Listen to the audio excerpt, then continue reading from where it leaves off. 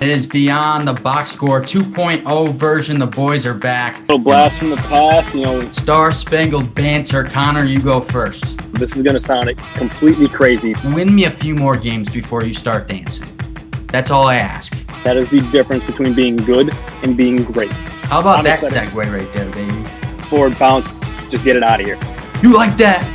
And they let the team down on Sunday. Last call.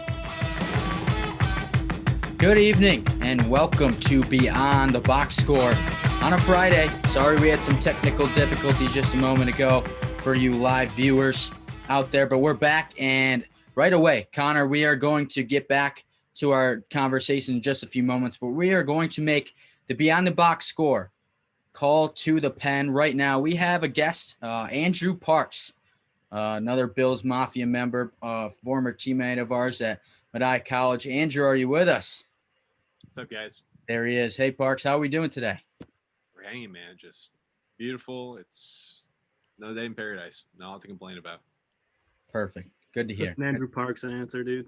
All right, yeah. Parksy. So I started off today by talking about the underdog story and how this year the Bills could be helping the other NFL teams kind of put a wrench in what could be the possible start of a new dynasty in Kansas City. And it starts right now. It starts in the final 3 weeks of the season.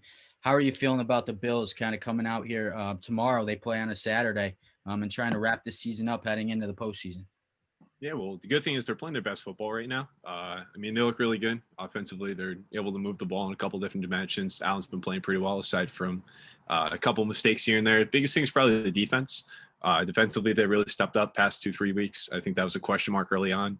Definitely that Tennessee loss you could attribute to the defense and even the Kansas City one, but the offense didn't really get rolling in that. So I think defensive play has been encouraging. They've been able to force some turnovers. Did a really good job against Pittsburgh, even though they, whatever you want to call their offense right now, it wasn't great. But just the fact that they're able to move the ball and they're able to play pretty good defense right now, you like where they're at. And you like the fact that they're playing their better football towards the end of the year. So you have a chance to take care of business this week and basically turn the next 2 weeks into bye weeks because they're probably not going to get that one seed. But if you could, week 16, 17, you're not playing for your division, you're in a pretty good spot. Yeah, so the other night, you and Connor, we all kind of had a conversation after the Bills win against the Steelers. And just kind of what did you get? What did you see that was most positive out of that win? Because you guys both agreed that the Steelers do not look like an 11-2 football team. But what are your takeaways from that game based on what you've seen from the Steelers the last couple weeks? Are you encouraged that it was a close to a double-digit win, or did you want to pour it on a little more? I think it's a very good defensive football team. So the fact that they're able to move the ball and come out strong in the second half was encouraging. Obviously, defensively, being able to force a couple turnovers, get a big pick six towards the end of the half. So I'd say that just the fact that they're able to score points, move the ball, get a couple big drives, especially in the third quarter, which they haven't been very good in so far this year. So to me, those are my biggest things. Putting Pittsburgh in a position where they kind of have to play from behind and throw the ball. So I'd say definitely just moving the ball in a very good defense and getting a couple of key turnovers and turning those turnovers into points. Connor? Mr. Parks is hitting the nail on the head here. He always does. But no, it's definitely encouraging. But, we talked about that. It's definitely not they're paper warriors. They didn't look like the same team. But, the defense as of late, they're the best fourth quarter defense in football right now. They got their first defensive touchdown, I think, since, 2013. So that was good to see. But, it's just what a difference that the defense is when Trey Edmonds is healthy and Matt Milano is back in the lineup. And then you got A.J. Klein stepping up, too, where he was basically splitting snaps with Milano. And so the way that he stepped up into a bigger role has just been unreal. Levi Wallace played an unreal game, so that was huge. Taron Johnson was unbelievable on that pick six. And just, it's just a complete 180 from what we're used to seeing. It's usually like rely on your defense and then ground and pound passing you have to. But now it's like the offense can go out there and put up points. And it's like you're almost relying on your offense now. And then it's like defense, just do your job. So it's just a complete 180 than what we're used to seeing here in Buffalo over the last couple of years. More like the last 20 years. So yeah, I'm happy you mentioned him because the name that I was going to say was Levi Wallace. Yeah. He's their number 2 cornerback. They brought in Josh Norman this offseason. He had a chance to play some snaps. But I think Levi Wallace got picked on a lot last year, and he's been very good this year. obviously Trey's been Trey. So to me, he's been the biggest upgrade in the secondary this year. Yeah, and like everybody gives him crap, and I give him crap before last week too, because the reason why his numbers look so bad, or at least not as good as what you would imagine, is because opposite you got Trey White, who's one of the best corners in all of football. So if you're not going to throw to his side, you're going to throw to Levi Wallace's side, and that's going to be where you're getting where you're making all your plays downfield in the passing game. It's not going to be against Trey White. It's going to be against Levi Wallace. So, but he did an excellent job in that game, and then that pick was unbelievable, making sure he didn't draw a flag. Got great body position on him. I don't even know why people even bring up that there should have been a PI on that play, because it was just perfect defensive shutdown, getting good body position, just a heck of a grab. I mean, people forget he walked on at Alabama. Not a lot of people walk on at Alabama and make the team, let alone get drafted after. Yeah, so this is a question I guess I have for both of you guys, based off what you've seen in the last couple of weeks. If this team's going to make a push in the playoffs, get deep in the playoffs, get to the AFC title game, is it going to be the offense or the defense that carries them? Which is going to be the more dominant force? Because you've seen the defense kind of turn it on a little bit to get key fourth quarter takeaways. Who's going to be the main key to a deep run? Offense. Okay, quick, solid answer, Mr. Parks. The team that scores the most points wins. There you go. And I mean, you look at their 3 losses this year. Tennessee, they scored 17 points. Kansas City, they were dormant all game, and Arizona all just chalked that one up. That was a fluke. So, but either way, in the Arizona game, they stalled out offensively in the second half. So, got to score points, and Allen's got to play well, and they can't turn the ball over. Defensively, they'll hold their ground. They have to score points, especially against a team like Kansas City. Yep. Connor, you agree? I think offense could be the quick and I don't want to say easy answer, but I think there's a lot more offenses I'm afraid of than defenses I'm afraid of. So I feel like the defense is really gonna have to do their part in the playoffs in terms of the offense, because I don't know. Well, good offense is also defense.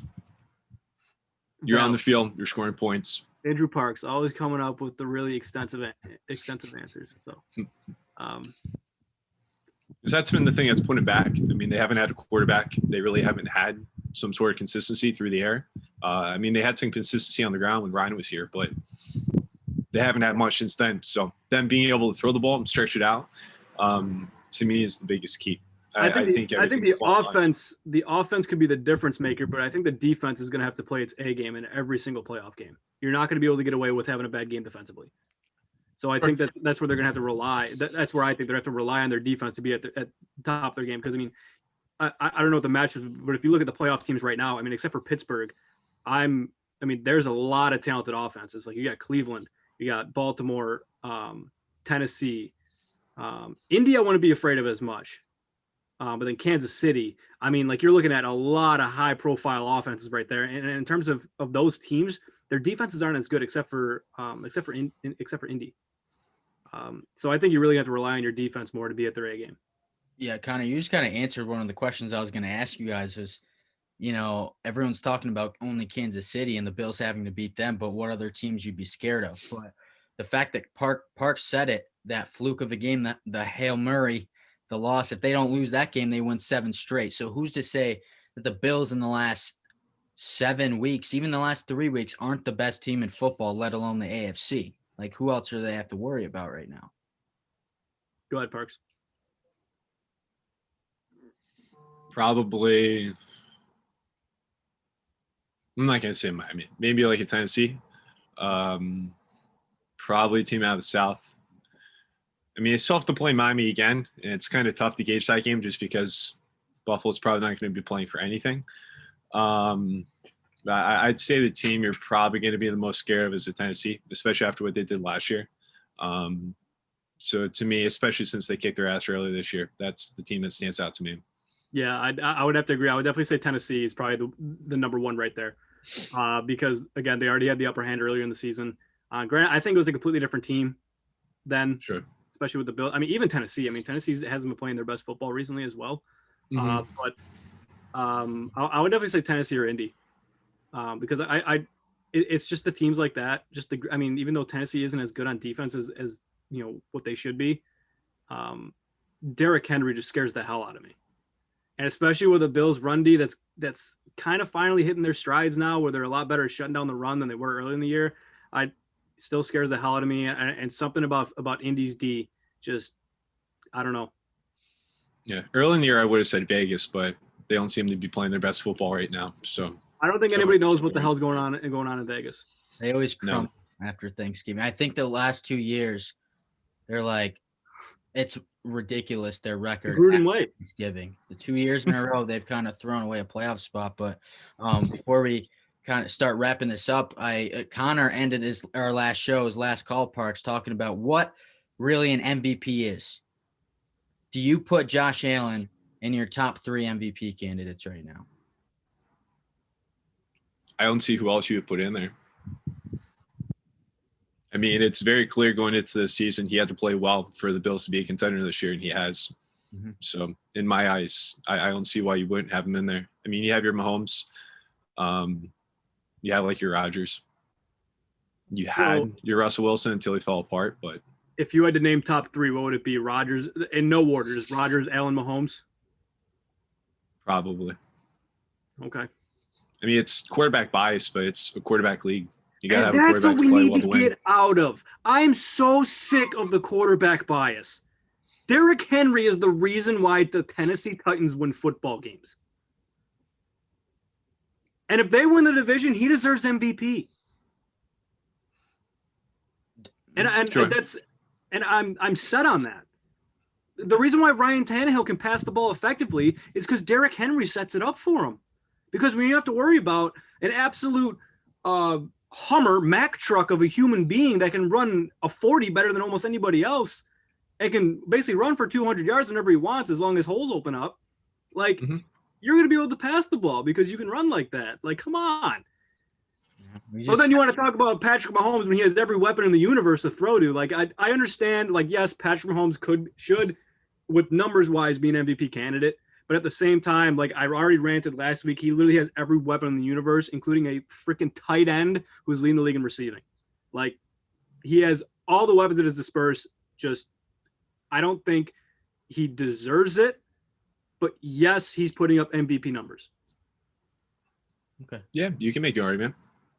We just sent Connor on his MVP rant again, but leading into that, we'll let you go here, Mr. Parks. Lastly, I have to ask you, that answer kind of led into that, the Derrick Henry running thing. You said to me, these are words that are often used in football. Establish the run. How do you feel about that? I know your thoughts. I want you to tell everyone else.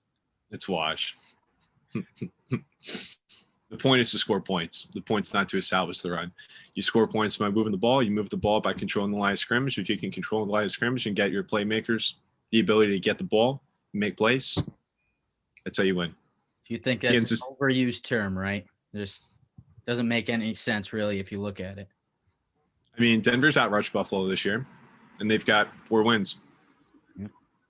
So you have to move the ball. You have to score points. If your team is set up to run the ball to have success, do it. But you don't establish the run for the sake of establishing the run. It's like in baseball. You don't establish your fastball just for the sake of establishing your fastball.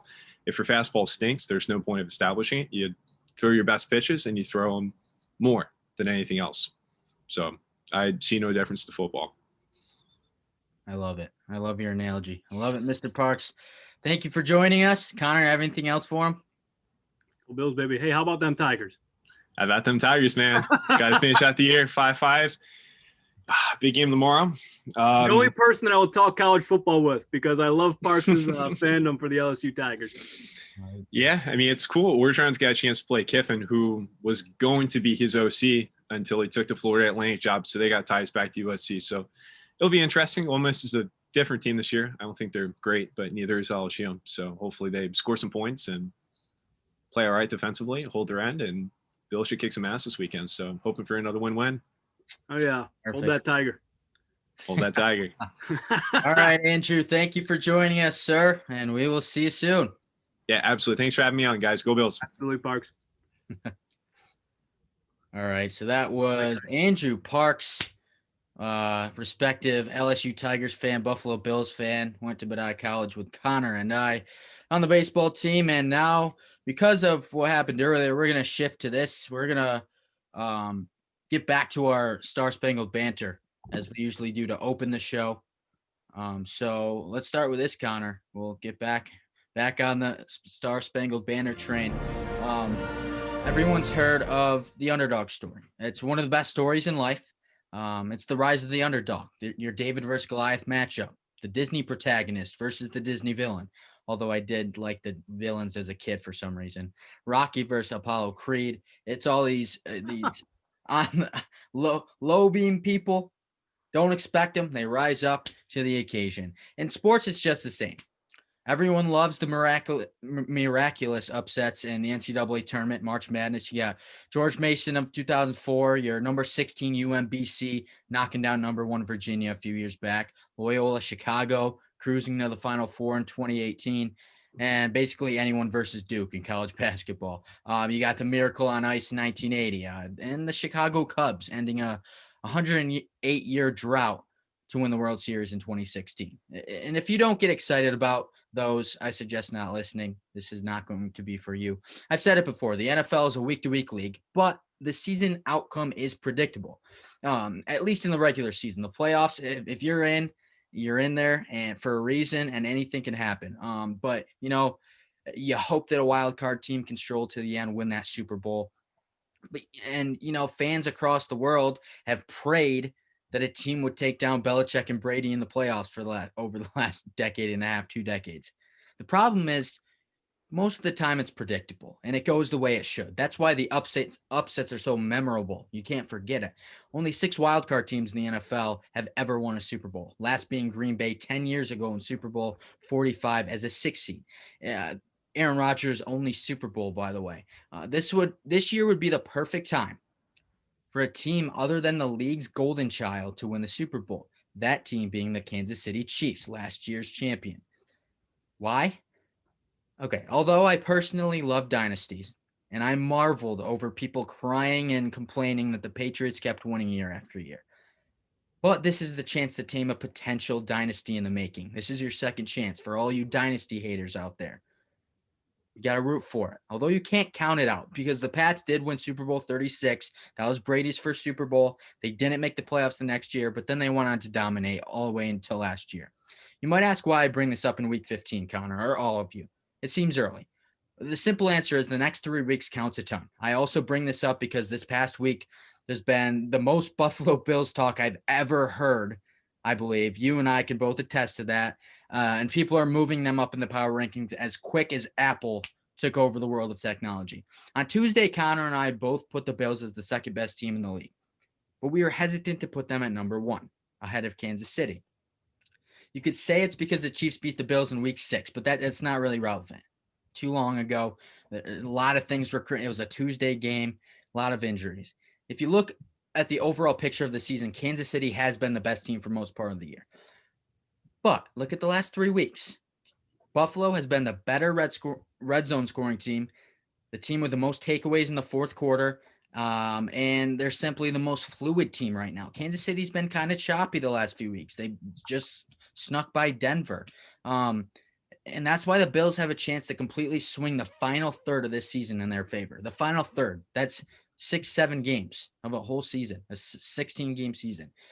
And it sets them up for the playoffs to have a better hand in the playoffs. The last 3 games for Buffalo without a division title still is at Denver, at New England versus Miami. The last 3 for Kansas City, who already won a division title, and at New Orleans versus Atlanta versus the Chargers.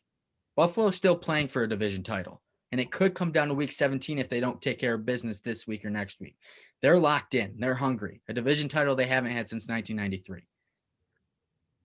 Kansas City already has that division title. They're comfortable. It's their time. They might be the 1 seeds. Their time to kick it into relaxed mode, rest mode, if you will. If you ask me, the Bills win their last 3, at least 2, wrap up a division, and they play it safe week 17. Kansas City slides into the playoffs. Who will be the most up-tempo, hungry football team? Buffalo will be, meaning they would be better football team for the last 6-7 weeks of the season. Now, why is this all about Buffalo? They won't even be a wild card. Like, what about Miami or Cleveland or Indianapolis? Why aren't we talking about them? It doesn't have to be just Buffalo. Hell, it could be an NFC wild card team. My point is we are hesitant to put Buffalo over Kansas City. I think we are hesitant to overreact like a lot of people. But really, the Bills are the only team who by playoff time could take down Mahomes and Andy Reid. And at this point, Buffalo is the more polished, hungrier football team. And that's why these next 3 weeks count. And it's why there's a chance for an underdog to beat the golden child of the league in year 3 of a potential dynasty. Put a little wrench in it. Give the dynasty haters what they want. So there's the 4 falls of Buffalo, Connor. It could be the 4 wins of Buffalo being weeks 15 through 17 and the playoffs as a whole. So there we go. Does that get you pumped up for tomorrow's game? A little Wrap bit. up division title? I mean, Maybe. yeah. I mean, it's gonna be the first time in my lifetime, but I'm just more kind of, I wouldn't say shocked, but at a loss for words that you just chose your opening segment to kind of bump Buffalo a little bit. Kind of. I just at this point pull my heartstrings. Yeah. Well, we all love an underdog, and over the last couple decades, it's been the Bills. Yeah. Well, no question. So I was going to go a completely different direction for my Star Spangled Banter, but I knew the direction that you were headed in, and I kind of wanted to build off that. So I'm going to build off of the minor can of worms you just kind of opened. So it's going to do with the conversation that we had the other night. Okay. So let me. I took the Cole Johnson approach with this. I wanted to tell a little bit of a story before I really get into the meat and potatoes. So, Perfect. Why was Derek Jeter the face of baseball his whole entire career? All right, he was a winner. All right, he was a winner that did things that not a lot of people could do or would do. For instance, I mean, he was famous for the jump throw, the dive into the stands at the old Yankee Stadium, the flip play. The list goes on and on and on. But that is why he was just the poster boy for the MLB for the longest time. He just did things that others couldn't or wouldn't do, and he was a winner. He was part of the Yankees dynasty in the late 90s and the 2000s. Was he the best in the game? No. We could name off, all the shortstops that played throughout that time, and you could definitely argue that Nomar was better than him, and yada yada yada. But people talked about him like he was the best. Hell, we still do. I mean, if you asked, ignorant, uninformed, kid Connor who the best MLB player was ever, especially when I was like 7 years old, I would have, without hesitation, said Derek Jeter, 110%, because that's just what that's what I was basically groomed to think, because of what I saw on TV, what you watched on ESPN, everything like that. But looking back, I mean, there were better hitters. Hell, there were better fielders. He made the flashy plays. He came up in the clutch, and that's why people just gravitated towards him. Just like Patrick Mahomes, he'll make the no-look pass. He'll throw a 60-yard rainbow that lands softly in the hands of Tyreek Hill. He'll throw across his body 20, 30 yards downfield, hit Travis Kelce in stride. Hell, he'll even throw with his left hand if he feels like it. All right? We've seen that. So everyone talks about him and treats him like there's just like this crazy gap in skill between he and every other quarterback in the NFL. All right? He is one of the most well-built, all-around quarterbacks in the game of football, possibly ever. Especially when his career's over, we're going to look back and say this might be the greatest quarterback of all time. But at different, facets of the game, he's not the best.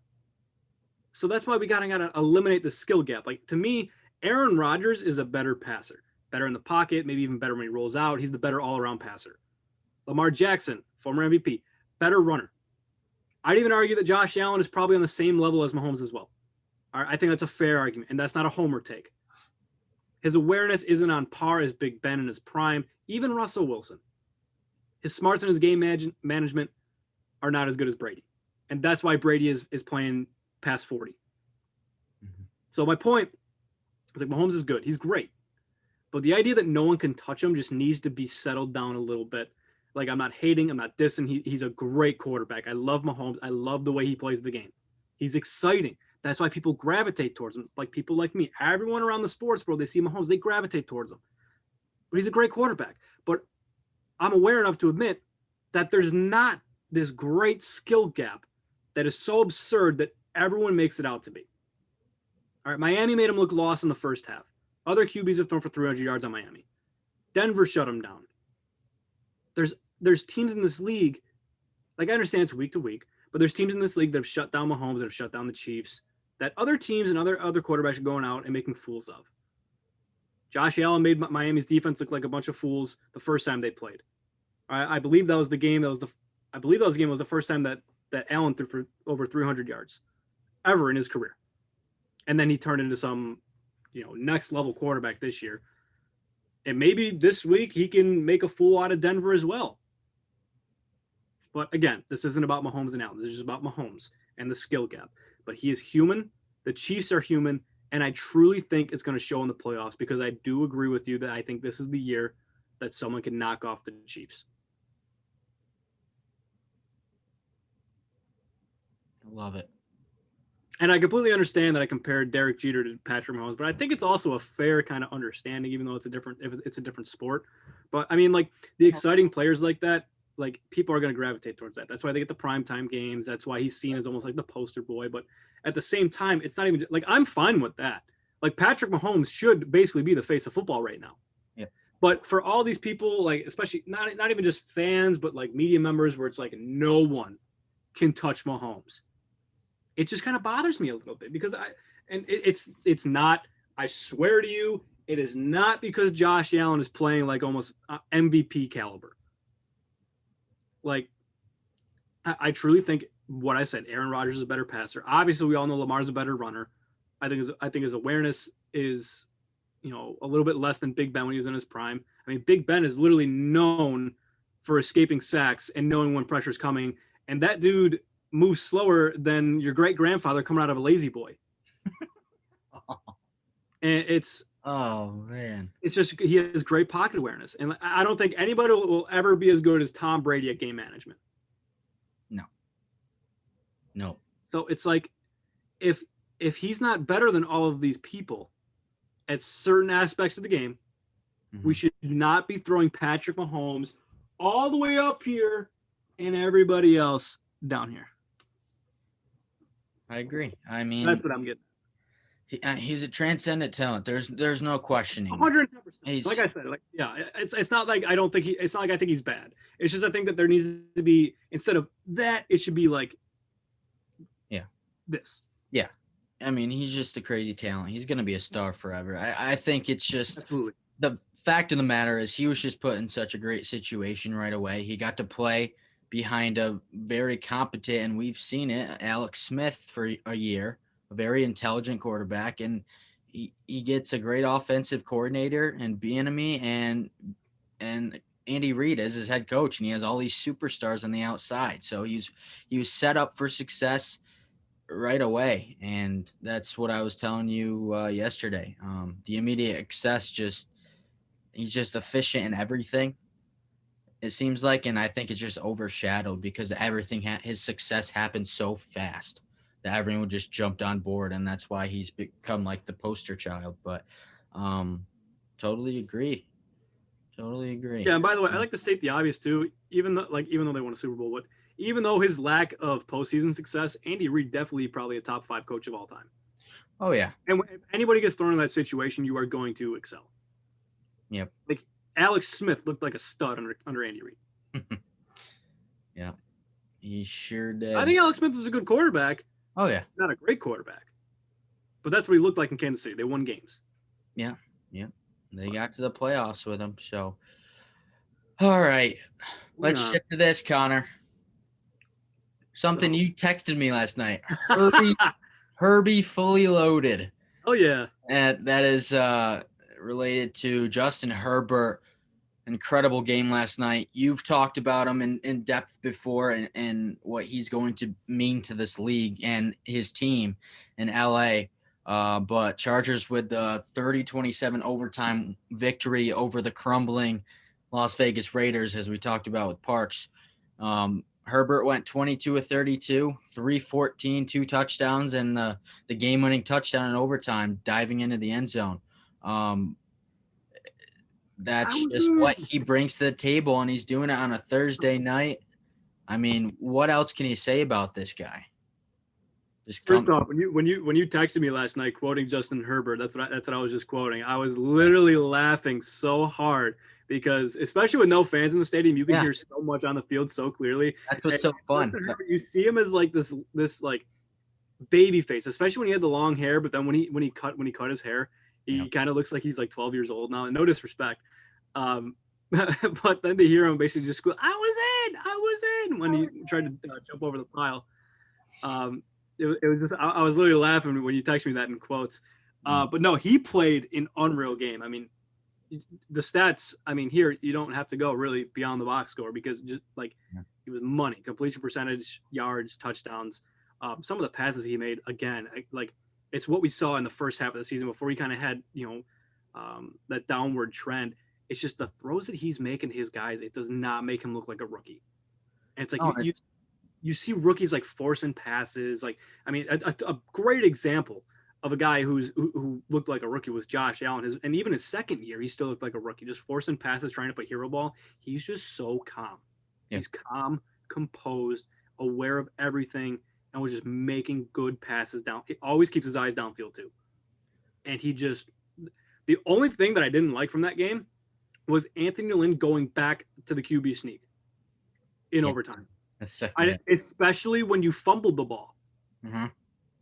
And if you want to do it, don't have Herbert go over the top. Yeah. That was like the one thing that I really didn't like in that game. But before I shade over to Vegas, what do you got for me? Well, I was going to say, just going off that's a good way to get your quarterback injured. A concussion or broken ribs or something. Yeah. Drew Brees has been out for 4 weeks with 11 broken ribs, and Justin Herbert's diving over a pile 2 times in a row. That's dangerous. We're going to get to that later. But I was just going to say, too, that throw he made to set up the game-winning touchdown. He took a shot, stayed in the pocket, and delivered a dime. And that got him first and goal inside the 10, and they took care of it. The funny thing is, too, though, that – and I don't know if you were watching the game last night with commentary on it. Don't get me wrong. Like, I know that I used to mess around with you saying that I didn't like Joe Buck as much, but Joe Buck is a very good commentator. Troy Aikman, on the other hand, I'm not a huge fan of. And, like, when you have a rookie quarterback and you're still going to critique a dime – it wasn't necessarily a dime. Yes, he could have let him a little bit more. It would have been a touchdown, 110%. But he over-critiqued. He was like, man, if that – honestly, he got away with one there. It was a little bit behind him. I'm like, Troy, you're throwing the ball like 45 yards downfield. Come on. And he stayed in the pocket, took a hit. But it was just a great all-around game from him.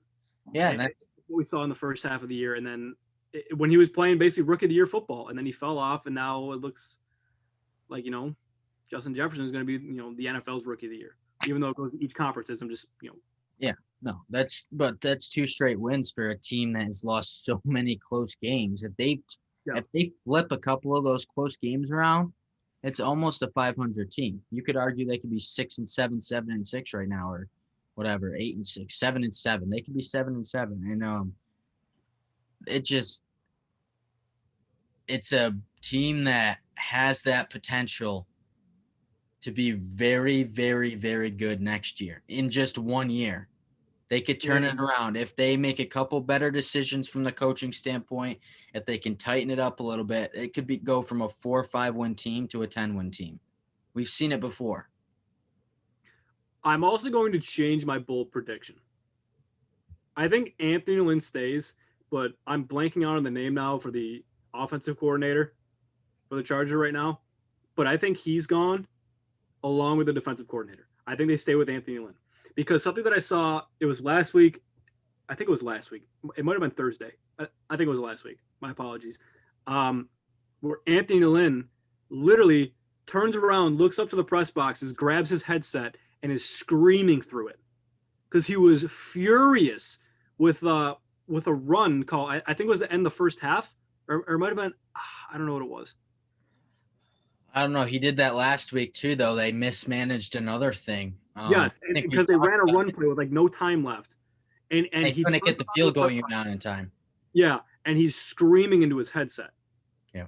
So I think Anthony Lynn might stay. Okay. Even though he compared his team to Pearl Harbor. Yeah, that was just That was a like what the hell moment. You're just Yeah, like, did he just say that? Ah, that was funny. But I sent it to you as soon as I saw it. But yeah, I want to switch gears real quick. I want to briefly touch on it. Vegas. yeah, I was gonna ask you. So, what about Marcus Mariota? I completely forgot Marcus Mariota was in Vegas. I'm thinking any other quarterback besides Derek Carr. I was still thinking Nate Peterman. Yeah. So when Carr went down, I'm thinking, oh my God, Nate Peterman's about to come into the game, and I'm like, oh my God, Marcus Mariota. Yeah. I was like, when the hell he get here? I completely forgot that he came over there. And I told you before we came on the air today that I think with the way that he played last night, he could contend for. I don't know what his contract's like. If his contract's up after the year, he could contend for his starting job somewhere. I don't know if maybe Gruden's supposed to be this quarterback genius. I don't know if he learned a bunch under Gruden, or maybe he's just developing well with Derek Carr as the starter. But the way that he looked last night, and we knew he was a good runner, but the plays he made with his legs, the plays he made with his arm, it was unreal. Yeah, he looked like he could start in this league. The only mistake that I wouldn't even say is on him as much as it is receiver, which I'll get into, was the interception towards the end of the game. And yeah, that ball was thrown a little bit behind his receiver, Zay Jones, which was the reason why he got exiled from Buffalo. It wasn't because of his off-field antics. It was because he couldn't catch the damn football. The guy who broke whatever single season or career record, I think in the conference for receptions, maybe was it the NCAA record? I don't even know. For receptions, can't catch a football in the league. So, I mean, even the ball was slightly behind him. Zay Jones kind of reaches out with his hand and tries to catch it one hand. It tips off his hands, goes right into the defensive back's arms and changed the game. But Marcus Mariota looked legit. Yeah, outside of that pick, that kind of turned it around. I mean, and I get it's a small sample size too, but still, he looked legit. I mean, he was their leading rusher. He had 88 yards and a touchdown. Did he? That was on top of and he had on top of 200. I never looked at the box score. So he had 226 yards passing. He had a 97.9 QBR, and then he had 9 carries for 88 yards and a score. So, I mean, he scored through the air on his feet. Rushing touchdown that he had too, where he came out to the right side and leaped over. I didn't think there was a chance in hell he was going to get it. He made an incredibly athletic play on that too. So I mean, there's a reason he was chosen at number 2 a few years back. I think in Tennessee, just at the point in time, he started to fall off, and it just wasn't a very good fit. I think there's a very good chance he could make one of those comebacks where you become a backup and you get forgotten about for a couple of years, and then go start somewhere else, start something new. But you know where I could see him? Where? New England. You think Bill Belichick wants to get back on the Cam Newton's type of quarterback train? It's not that it's more of it's more of a guy that if you're going to run a rushing offense, you're going to need a guy that can also obviously make plays with his legs and can run the option. And that's something that Marcus Mariota can do probably better than Cam Newton at the point in his career. It's possible. Because unless they go out and get I mean, my money right now is on Mitch Trubisky or Jimmy Garoppolo. My top 3 are Trubisky, Garoppolo, and I'm going to throw Mariota in there now. Okay. I guess we'll see. We'll see, Connor. All right. Moving on. We got Priester's picks. You had a tough week last week, is what you told me before we jumped on. Tough week. 500 still, so it's not. I had a real tough week. I got to find out what the overall is because last week definitely brought it down. I am I should not be anywhere close to 500 in these picks because most of them are there's always a couple of those matchups throughout the week that are gimmies. Mm-hmm. But yeah, 7-7 last week. I'm slightly embarrassed. All right, I'll run the games down for you, and you give me your pick and your explanation. You ready? I'm ready. Priester's picks. Here we go. Buffalo at Denver. Buffalo. I already said it last show. I expect a heavy dose of the rush from Buffalo. And the defense is just playing too good to let Drew Lock do anything. And I got to check the injury report too. I don't know what Melvin Gordon and Philip Lindsay are looking like. I know that they've been playing a little bit better as of late, but I think the only way that it looks close is if Denver's rush attack is elite that day. But I don't think the secondary lets Drew Lock do anything, and I think they're actually going to kill him with the run. So Buffalo. All righty. Carolina at Green Bay. Taking Green Bay, but excuse me, I think this could be a lot closer than most people think. Carolina is a weird team, and Green Bay plays down to their competition in the first half. But I do think Green Bay is going to come away with it in the second half. But I do think that it could be a lot closer than a lot of people think. Okay. Seattle at Washington. The next couple are good. Starting with this one. I was torn on this one before I looked at the injury report. I'm taking Seattle, but it was super tough because on paper it should not be close. But the way that Seattle's been playing recently, I mean, with the exception of their blowout against the Jets, which should have happened, but then the way that Washington's been playing, I think if Washington was healthy, I'd seriously take them. But they have no Alex Smith. Gibson, I believe, is still questionable, but he's still banged up. Even if he plays, he's not going to be 110%. But I also believe that the Washington defense can cause a lot of problems for Russell Wilson, and the front seven would just disrupt the pocket. And if no matter what, I still think Russ is going to run the ball a lot, just because their rushing attack is just unbelievable, even though they're, on paper, not a great team. But I think with a healthier Washington, that this game is super, super, super close. If not, Washington takes it. But I'm taking Seattle. I also don't trust Dwayne Haskins. Okay. I like this team a lot more with Alex Smith. So, yeah. New England at Miami. Another one that could be a good game, especially depending on what New England team that we see. Are we going to see the New England team that dominates special teams and just kind of shuts down defensively, or are we going to see the New England team that can't score a touchdown? That's really it could be a toss-up. But I'm taking Miami.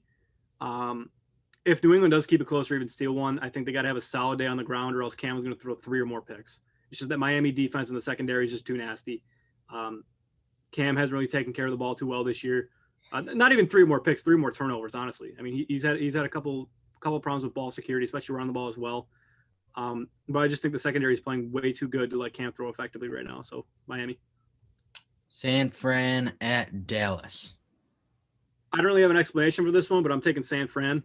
I mean, I think it's kind of self-explanatory. I think the defense is way too good with the way that Dallas's offense has been playing. Okay.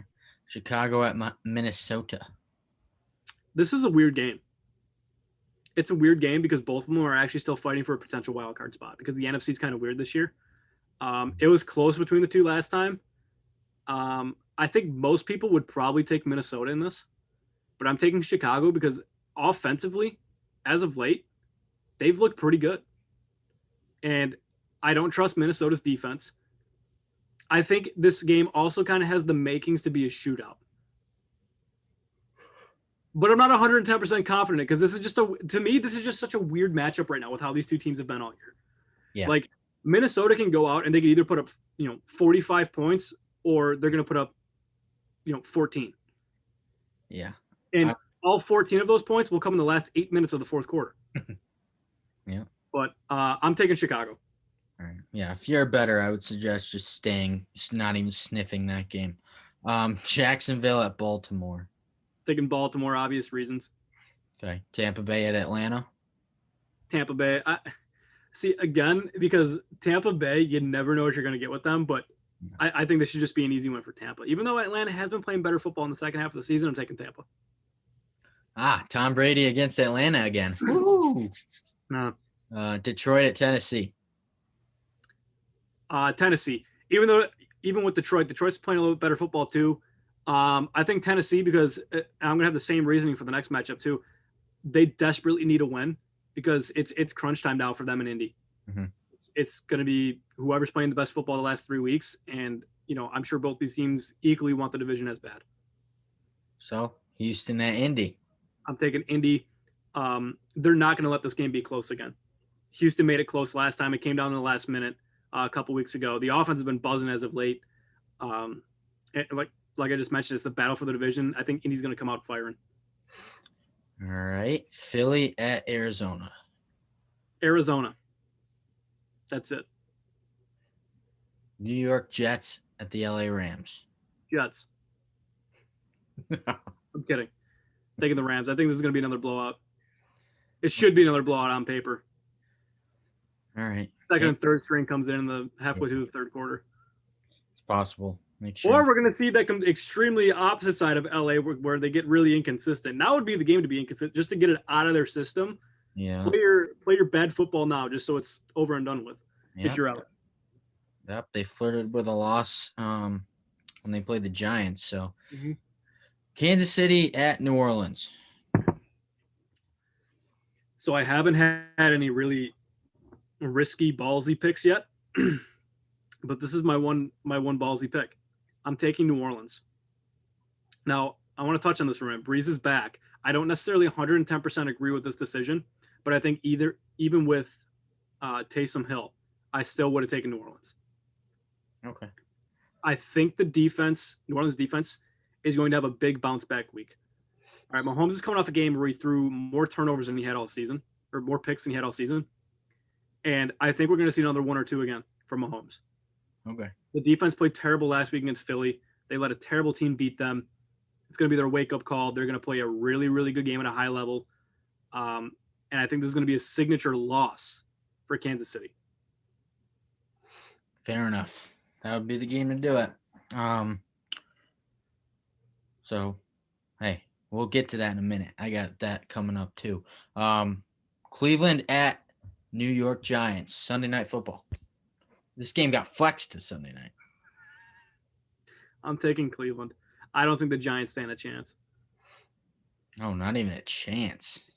I mean, the only way that I see them standing a chance is because, again, I'm going to sound extremely hypocritical because I yelled at people last show not to trust the Bills.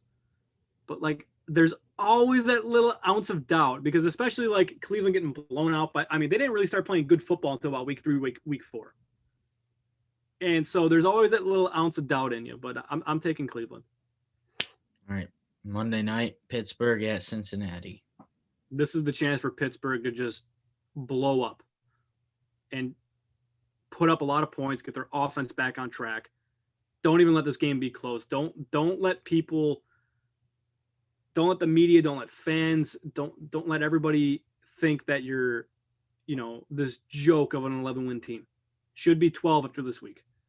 So they got to go out and they just have to absolutely hand it to a division rival.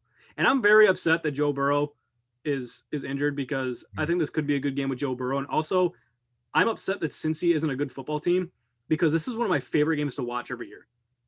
Pittsburgh and Cincinnati. And there's just the one game that I remember that I'll never forget. It was the game that Vontaze Burfict knocked out Antonio Brown. Mm-hmm. That game was one of the most physical, intense football games I've ever watched in my life. I think that was 2016. Was it 2016? It was one of the yep. I'm not good with remembering years like you. Yep. It was the 15-16 season. It was the wild card game, I believe. Yeah, and it was just one of the most intense and physical matchups I've ever seen in my life. And Cincinnati had the win, and because of that play, and then another personal foul gave Pittsburgh Pac-Man Jones put him in field goal range. Pac-Man Jones. I just watched I knew that, but I watched another. I went down another YouTube wormhole last night or rabbit hole, and that was one of the things that got brought up. Also, the same guy who makes videos, I had no idea. Completely off topic. I had no idea that Aaron Rodgers and Brett Favre actually hated each other when they were on the Packers. They did. I didn't. They're like best friends now. I had no idea. Oh, yeah. I didn't know that Brett Favre was like, it's not my responsibility to teach this guy the ropes, show him the ropes. Yeah. I had no idea. But anyway, off topic. Move on to your take 5. I see the 5 matchups you got, so why don't you take it away? I pretty much agree with you. So take 5. I got New England +3 at Miami. I think that New England was pointing in the right direction a couple weeks ago until they got completely dominated on the line of scrimmage by the Rams on Thursday Night Football. But you're giving Bill Belichick a week and a half to prepare. They've had a long week. They're playing a team with a rookie quarterback who just a few weeks ago I went all in on New England because they were playing a rookie quarterback in Justin Herbert, and Bill Belichick hasn't lost to a rookie quarterback since 2007, and they won 45-0. Not saying that's going to happen because Miami's much better than the Chargers this year, but they keep it close. Even if they don't get the win, I think they're going to cover. New England +3. Now I got Seattle -5.5 at Washington. If Washington backdoors me again, I should have learned my lesson after Thanksgiving and the Pittsburgh game. I'm betting against Washington. I think Seattle, after bouncing back against the Jets, I think they kind of continue that momentum on, and Washington's streak's going to come to an end. As much as we respect Washington and talked about them the last couple of weeks, it's kind of like the Giants. This is just not a team that's going to win 4 or 5 games in a row. They're not there yet. Maybe next year, but not right now. Then I got this one. It's tough. These spreads are so difficult because you never know, and it's a 2-score. You got to win by 2 full scores. So I got Baltimore -13 against Jacksonville. I just think it's the end of the year. Jacksonville, it's a wash season. They're basically in the same boat as the Jets, getting either the first or second pick. Baltimore, I think, is playing their best football right now over the last 2 weeks after being a little shaky, going through their complete COVID outbreak, losing a terrible football game on a Wednesday to the Steelers. Lamar Jackson's back. They're all back. I think they win out this season. I told you the other day, and they make the playoffs at 11-5. So they're going to roll through Jacksonville. Next one, I am with you. We're taking Arizona over Philly. Last week was one of your games that we talked about where New Orleans just didn't know how to handle a first NFL game quarterback in Jalen Hurts. He had him on their heels. They win the game. Everyone overreacts. They're going to come back down to earth this week, and they're starting to trend back in the right direction after losing several in a row before bouncing back and beating the Giants last week. So Arizona's back in the right direction. Philly's going to go back down. And then last one, I'm with you. I got New Orleans +3 against Kansas City. Kansas City just hasn't been playing the dominant football that everyone thinks they are or expects them to be. And they've gotten away with a couple of wins when they should not have. And New Orleans is going to bounce back from that fluke of a loss last week against Philadelphia. If Drew Brees does come back, we could have the debate all day if they should play him, if they shouldn't. People will have their opinions, but even if they do, I honestly don't think he's not going to take every single snap. They'll throw him in for most of the plays, but I think Taysom Hill still takes a lot of snaps on Sunday. So that'll be another fun Sunday night football game. That is your take 5. New England +3, Seattle -5.5, Baltimore -13, Arizona -6, and New Orleans +3. I always got to have at least one underdog in there. Can't always go with a minus. I'm pretty sure that Sean Payton already named Drew Brees a starter. I think he did, but I'm pretty sure Sean Payton already named Drew Brees a starter for Sunday. I think he did, but my thought is it's going to be. Oh, you're saying that you think it's just going to be I'm thinking Taysom Hill's still going to take several snaps at quarterback is what I would assume. But I guess we'll see on Sunday. But So basically, it's just going to be like a smoke screen. Yeah. All right. We're doing another game. We liked this last week, so we're going to try it again. It's called Monday's Headlines. It's for Connor. I got you 5 games here. You got to give me what the headline in the newspaper is going to be on Monday. First game, Cleveland at New York Giants. What's your headline? Got it. What? Hello? Are you there? I said I got it. You got it? Did you freeze? I'm here. Can you're Am I frozen? Yeah, you're freezing on mine. Really? Can you hear me? Yes, I can now. All right. Are you ready? Yeah. Okay. You've been lagging on mine for about the last 10 minutes. I thought it was going to solve itself. I don't know what all the technical issues are today. Turn the Wi-Fi off your phone. Off my phone? Yeah. Oh, I don't know why it was on anyway. It usually never is. Okay. No All right. time to get off. All right. Let's do this again. All right. Monday's headlines. What is going to be the headline in the newspaper on Monday morning? Cleveland at New York Giants. All right. So I took Cleveland, as you guys know. We just mentioned that. So my headline is Cleveland makes G-men regret getting flexed into prime time. Think they're going to embarrass them that bad? That they didn't want to be on primetime? It's possible. A little bit. All right. Next one. I don't want to rub salt in the wound. New England at Miami. All right. So this is a bold one where I'm throwing out another bold take. Oh. My headline, and I'll explain in a minute, is Stidham falls short in fourth quarter charge to Miami. I think Jared Stidham gets thrown in the second half, and I think he actually performs relatively decent and makes some type of fourth quarter kind of like, I wouldn't say comeback, but kind of, builds a little bit of momentum for New England, but he's going to fall short to Miami. Okay, so they bench Cam, Stidham comes in, and they come back and cover for me? Hey, they might. All right. I'm basically just calling it. I'm calling Jared Stidham to come into the game. If Okay. he actually leads a fourth quarter charge, good for me. But I'm saying Jared Stidham comes in the second half. All right. Big call. Seattle at Washington. So I took Seattle, and I said that I think that this one could be close, and I think Washington would beat Seattle if they were healthy, contrary to what you were saying. So my headline would be Hawks barely defeat the team to be named later. It's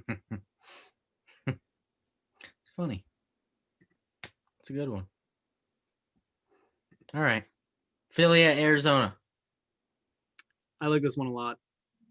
By the way, this is my favorite one because it's going to cause so much chaos if it happens. Yeah. I'm trying to just tell the future. That's all I'm trying to do.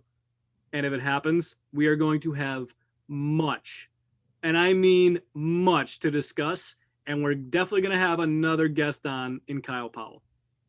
Yep. My headline being Wentz replaces Hurts in blowout to Cards. Ooh.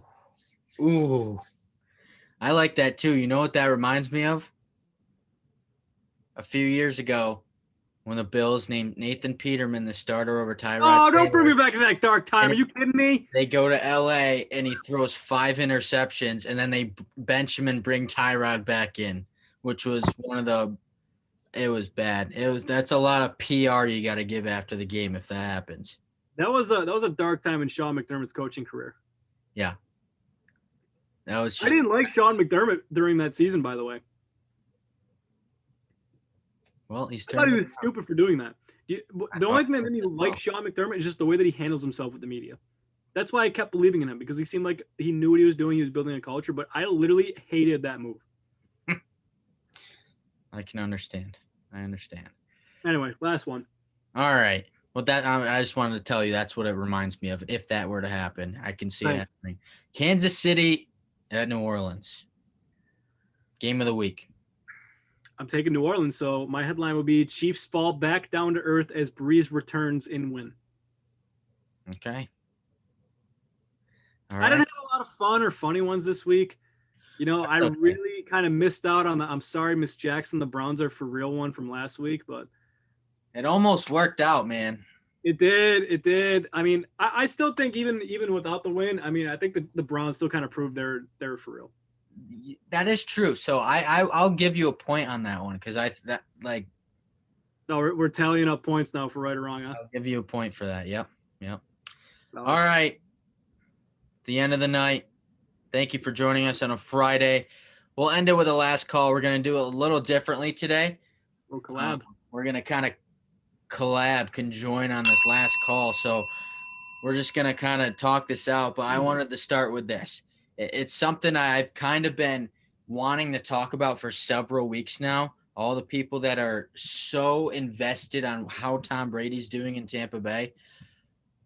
I'm just going to throw this out there and why it hasn't been the perfect fit that everyone thinks it was going to be or thought it was going to be, and why the Bucs aren't 10-3 or 11-2. Imagine taking, because we're the media here, we're going to give this an analogy that makes sense. Imagine taking an all-time broadcaster, Joe Buck, Jim Nantz, Al Michaels, Mike Tirico, and taking them out of the booth, or them saying we're done in the booth, we're going to decide to take on a social media job in a different market. So they're going to move to a different state and take on a social media job. They might be the director of social media or something.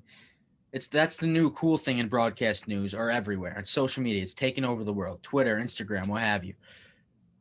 Sure, they'll probably still do well because they've gotten to the top for a reason. They'll work hard. They'll get the job done. They'll do the best thing possible because they still understand how to tell a story. They still know how to speak to their audience. They're storytellers. But the product people are used to will be different. It's a new generation thing. They're used to this.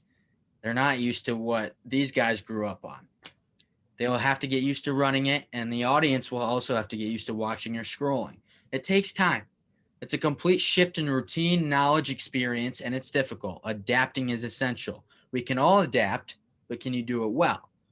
That is Tom Brady in Tampa Bay right now, Connor. He's a veteran who is an expert, a complete expert and a homer on a system, and he was a leader of men in a locker room for 2 decades. Won 6 Super Bowls with one team, one franchise under Bill Belichick. He knew his team and he knew the opposing teams inside and out. They have a system. Now he shifts down to sunny Tampa Bay to play for a new coach, a new system, and a load more talent. It brings growing pains. Like, to think there won't be growing pains is ignorant. It's week 15, I know. And I'm like saying it's going to turn it around. It's only week 6. It is week 15. I understand that. But that's also why the last 3 weeks are essential for Tampa Bay, just like we talked about in the Open for Buffalo and these other teams. It's a time to find their identity, take it into the postseason with the best postseason quarterback ever. Things aren't going to go as smoothly. It's just the shift from New England to Tampa Bay, where he had not a lot of talent, and he made those guys superstars because it was his system. He knew it inside and out. It was death by a million cuts, if you will. It's one play after the other, and they will shove it down your throat, and they score when they need to. They can go over the top, the one big play of the game. Now you're in a team that's so loaded, talented, lots of talent.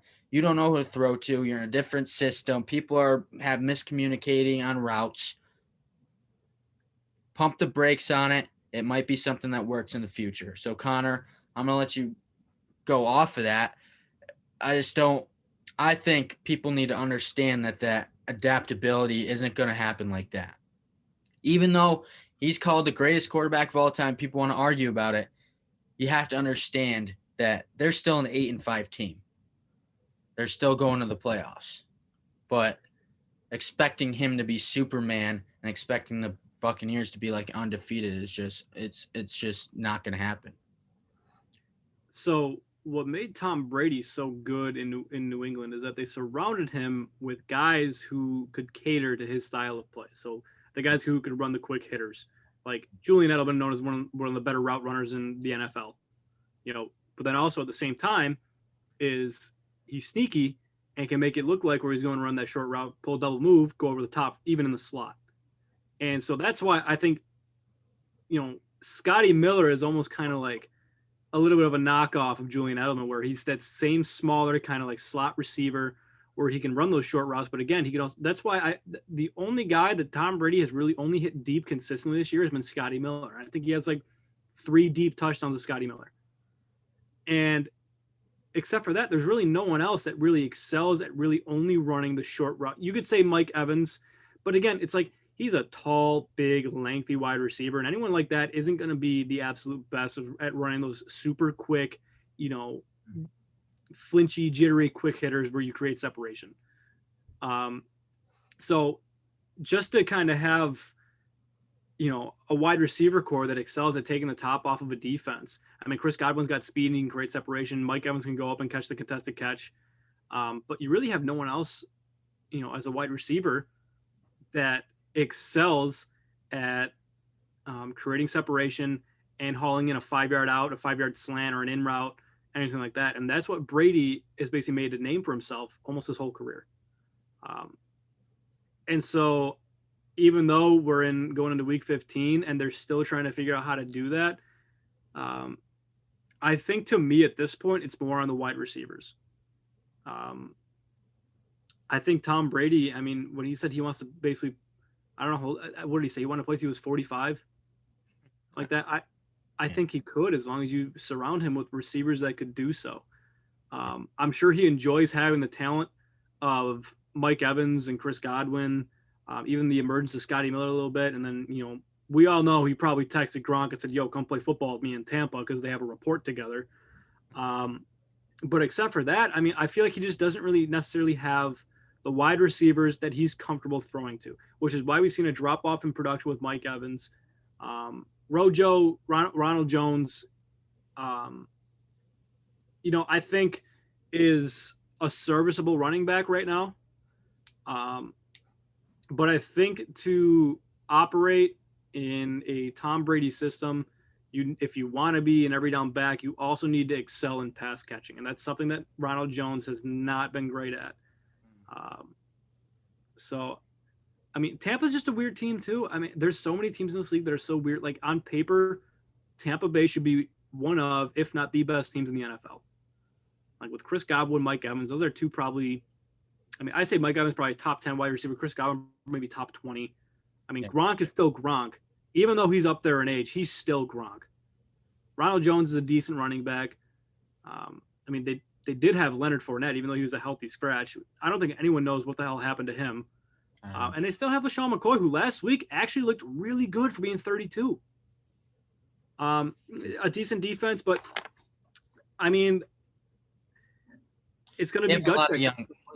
Yeah, they have a lot of young defensive players, but I think they'll all settle in. And it's just going to be gut check time come playoffs. Yeah. Yep. The problem is they're going to have to do it on the road because they are going to be a playoff team, wild card team most likely. So, and that's just what it is. I mean, if you look at his numbers from last year to this year, he's in some categories he is better this year, and people just don't think he is. People are overlooking the fact that he is still putting up numbers. It's just it doesn't look like he is because it's not the same. It's not the same situation. One thing that I will say about Brady is it's going to sound so funny, but I think it takes him longer to get, I don't want to say warmed up, but to make adjustments. Because if you watch almost every single first half of football with him, he looks terrible. And even this past week, or the game against Minnesota, he had so many times where there were guys wide open and he was overthrowing them. Yeah. And then in the second half, he really just says, okay, like it's go time. And then he looks like vintage Tom Brady again, where he's going to hit those deep passes. He's going to hit the intermediate routes. Yeah. But in most of the time in the first half, like he doesn't look like Tom Brady. Yeah. And that's why we talk about him being the greatest game manager of all time, because I think what he does is he scopes out. He's not your all-time talent, athletic quarterback. He's not an all-time athlete. He's a game manager who is going to do the right things when they matter. So he takes that first little bit of the game, honestly, to just scope out the defense. And it takes some time. And then it was right before half is when they score. Between the end of the half and the start of the second half, they scored 17. And it just was a completely different team. It's just you cater, like you said, guys that cater to him. He had his Wes Welkers, his Danny Amendol's, his Julian Edelman's. Now he's got like three guys who, if you put them on paper all next to each other, all these three guys are probably better than these three guys who he had in New England. And it's just a different style of play. And he may not have the locker room like he did in New England.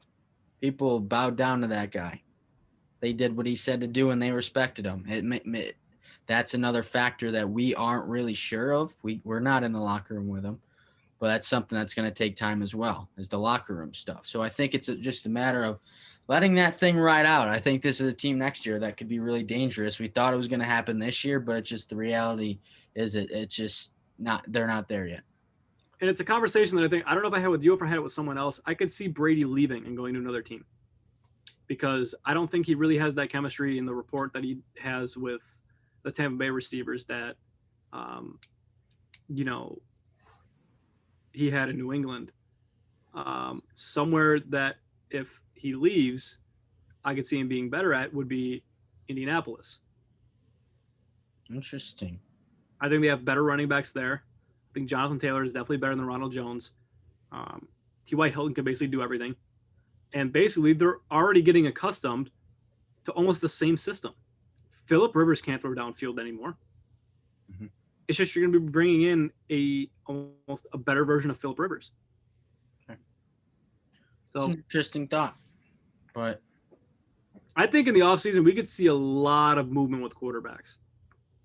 I think this year there may be. That's a very fair take. It's going to be interesting, but guess we'll stay tuned. That's why the NFL is so fun. But the NFL usually isn't fun too with trades and like free agency and stuff like that either. Wow. It's more of just the draft with the NFL. But I think this offseason could really make for some fireworks with Darnold, Garoppolo, Wentz. All those names out there. So we're gonna keep a close eye on it. So we're gonna have something to talk about in the offseason. Shake some things up, man. For sure. All right, well that's it for today.